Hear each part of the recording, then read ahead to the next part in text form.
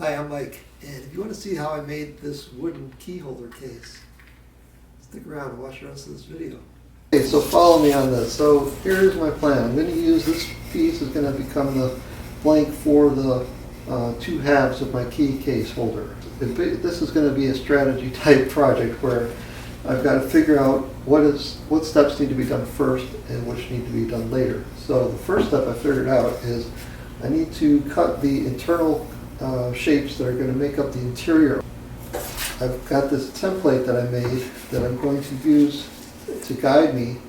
Now, this template is not going to be just applied right to the blank because it'll be very difficult for me to route this out just by freehand and using the lines as my guide. I'm going to apply this template to the plywood, and I'm going to cut this out on the scroll saw so I can get it nice and precise, as good as I can. And then afterwards, I'm going to use this as my pattern to cut out the shapes on this blank. So this is going to end up sitting like that. Now, you can see how this thing is hanging over the sides, and if I were to use my router on it, I'm going to end up tipping it while I'm working, right?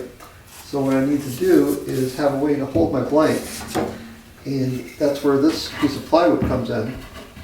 So what I'm going to do also is create a cutout that holds this blank, gives it a little bit more surface area, right? So that when I use my router on here, I'll be able to ride around and I won't fall off the edge.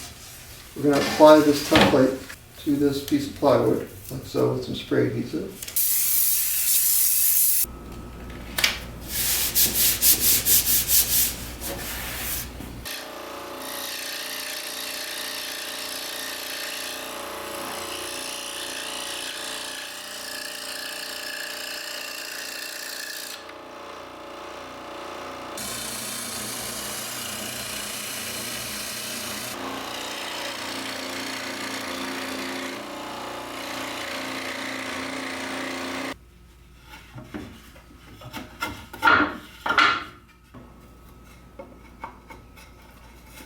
So I'm just going to stack all this together.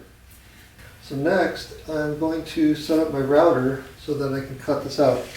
So you can see my router here, handheld router, and I'm going to install this pattern template piece, and it matches the diameter of the bit that I'm going to use. So this bit is a 1/2 inch diameter with a radius on it, 1/4 inch radius, and you can see that diameter matches that. Okay.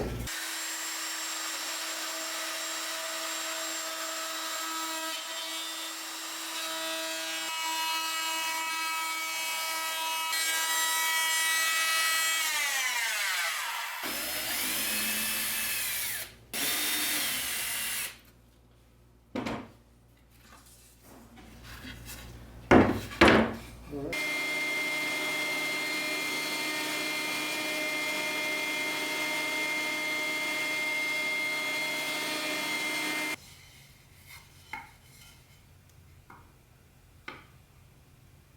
Get another template for the outside shape of these pieces, and hopefully the way I laid it out, if I put it on the back of this part, it should line up where it matches the shape that I cut out on this side.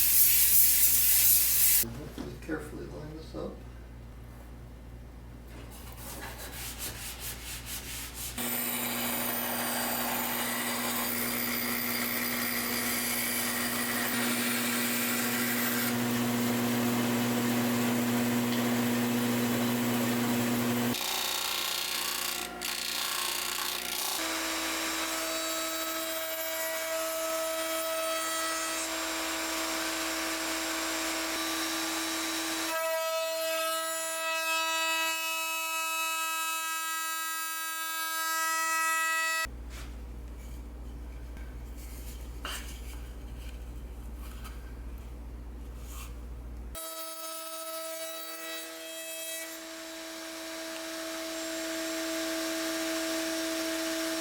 So here I'm ripping down some material so I can make some blanks to make some dowel rods.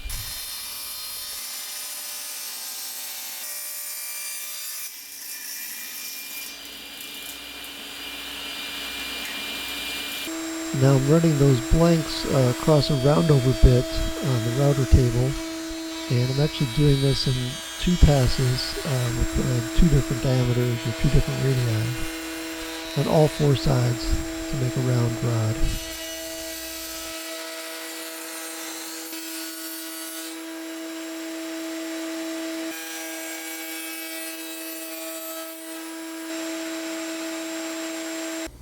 And here I'm just using a drill guide to serve as a gauge to check that I made the rounds to the right size.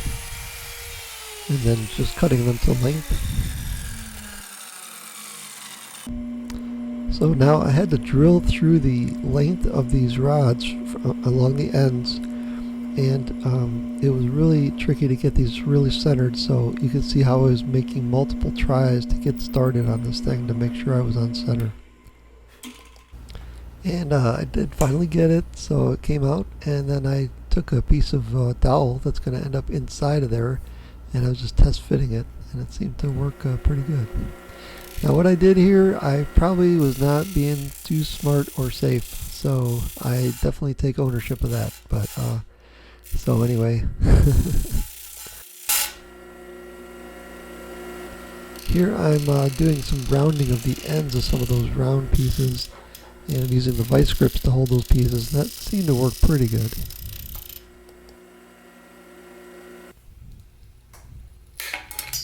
That piece you just saw disappear between the disc and the table, I did find it eventually, as you can see.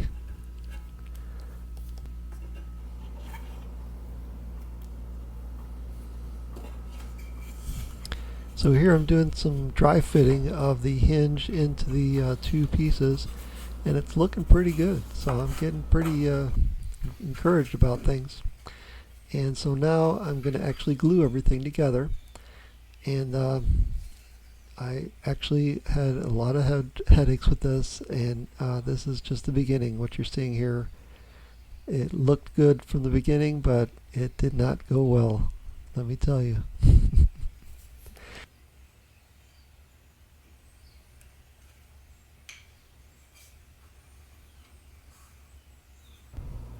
So here's my first challenge, how to clamp these parts that are not flat and pretty small and not have them jump all over the place.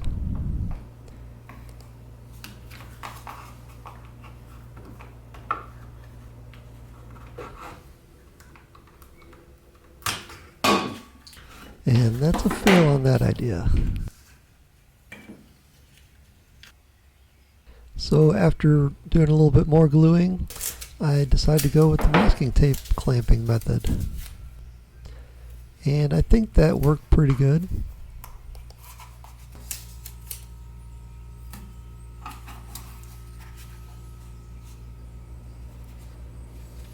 So while all that was drying, I went back to the drill press and I took the other rods that I was working on, and I had to put in some holes in them.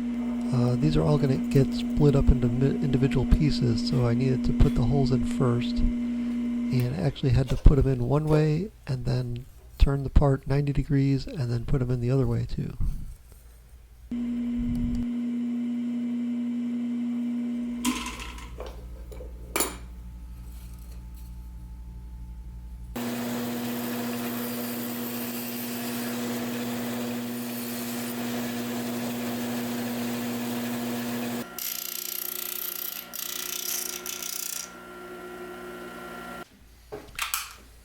Alright, so now we're going to see how our hinge assembly gluing went.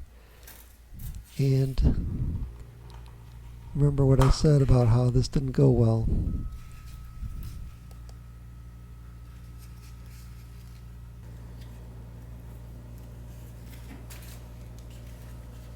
Yeah, we had a little adhesion failure there.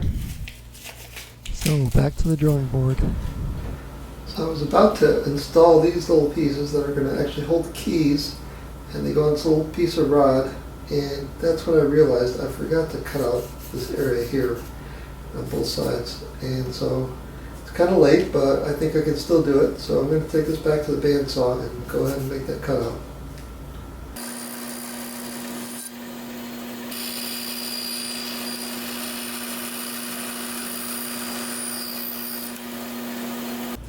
Alright, so now we've got that cut out so we can glue this piece in.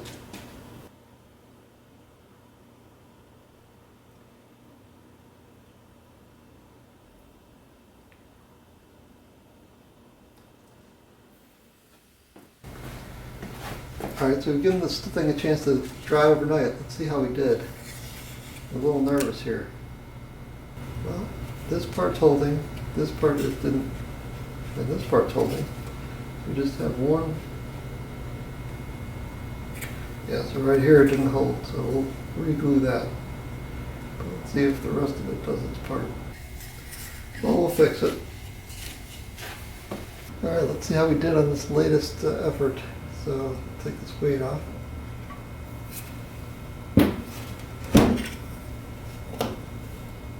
Alright, here we go.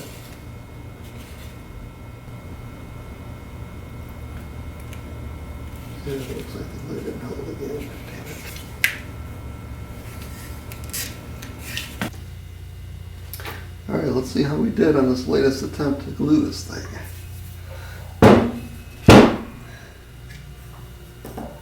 Okay.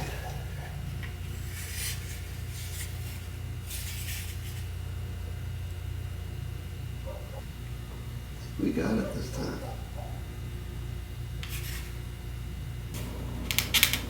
Yeah. How about that?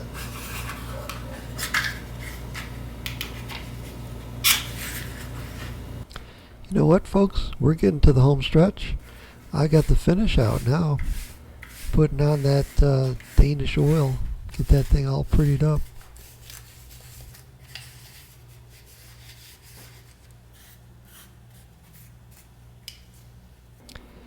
Here I'm going to take a magnetic catch plate and modify it to fit my assembly.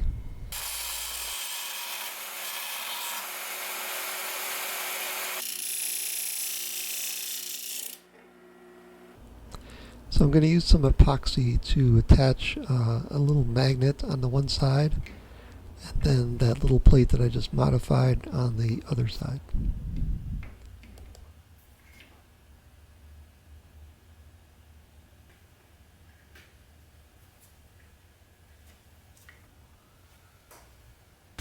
So I had to buy two kinds of these rings to go on here because these have the,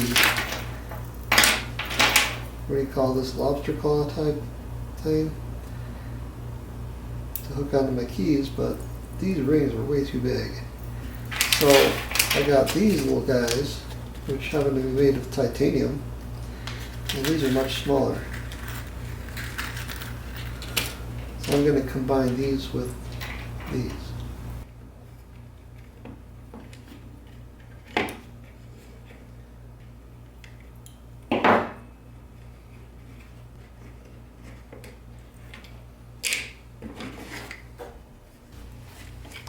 And here you can see how all the hardware pieces are all attached and everything looks good.